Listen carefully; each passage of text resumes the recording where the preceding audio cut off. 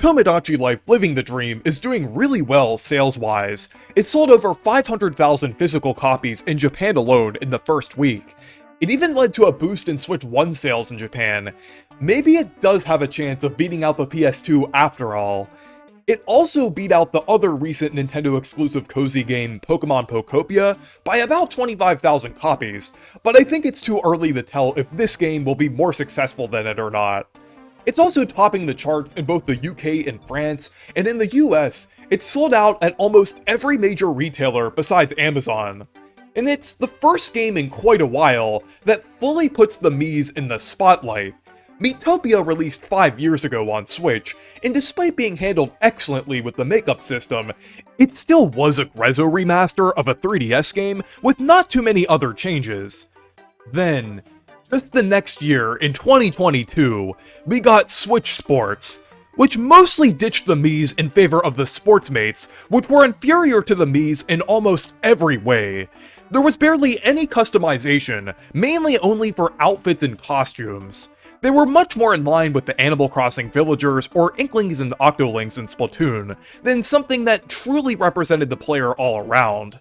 And looking back, the Sportsmates kind of seem counterintuitive to the design philosophy of Nintendo EPD Production Group 4, as most of their other games, like Game Builder Garage, Labo, and now Living the Dream, emphasize player freedom and creativity.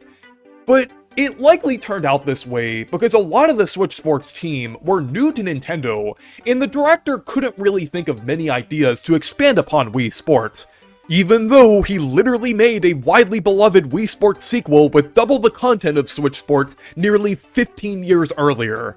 And of course, you could still play as Miis in Switch Sports, but they kind of felt like an afterthought, far from the main focus. And on the other hand, Tomodachi Life Living the Dream revitalizes the Miis and gives you more customization options than ever.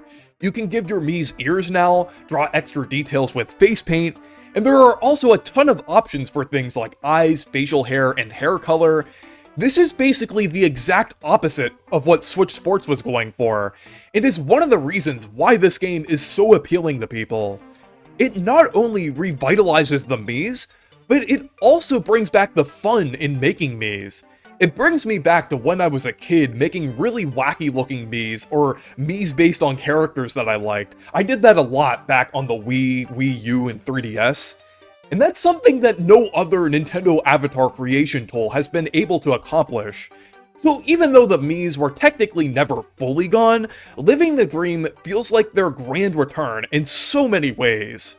And going back to Switch Sports, it did sell pretty well at 17 million copies, but that doesn't necessarily mean that Nintendo will view the Sportsmates as a success and something that they will continue to use over the Miis. Nintendo looks at more metrics than just sales, such as playtime, age demographics, and how the game was received among multiple audiences. Switch Sports did not sell because of the Sportsmates. It sold because it was pushed as a successor to Wii Sports and a sports game for casual audiences. However, when looking at Tomodachi Life, the main appeal is the Miis, and the game selling well should be a sign that the Miis are still popular and have cultural relevance. Based on other Japan Week 1 sales, like Mario Kart World 700,000 and Monster Hunter Wild 600,000, with Tomodachi Life Living the Dream's 500,000, I could easily see this game having lifetime sales of around 8 to 10 million. And this is also combined with the fact that this is a game for an aging console with a successor already out, so Nintendo probably didn't have high expectations, and will probably be pleasantly surprised by this game's sales. So if Tomodachi Life continues to sell well, I definitely think there's a lot of incentive for Nintendo to incorporate Miis into more games again. It would be nice to see the Miis being added to Mario Kart World in an update, and it probably wouldn't take them much effort to do so. It would even be cool to see different costumes based on the different food items in the game being applied to Miis.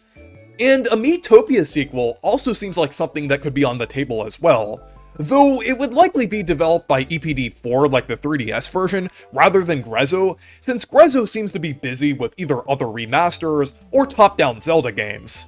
It would be cool if it had the same Mii Maker system as Living the Dream, and would also allow you to transfer your Miis from Miitopia on Switch 1 or Living the Dream, and would include things like personalities and voices. Or also a Nintendo Switch 2 Sports, building off of the foundation of Switch Sports, but with the main focus being on the Miis. They might bring back the Sportsmates in some form, but I don't think they'll be the main focus. I think they're probably gonna relegate them to a side option, ironically like the Miis in Switch Sports. Or maybe even a revival of Wii Party by Nintendo Cube. Maybe they could call it something like Mii Party. I don't think they'll call it Switch Party, because we're kind of in a transitional era between the Switch 1 and the Switch 2, so it would be weird to call it Switch Party or Switch 2 Party, so probably Mii Party.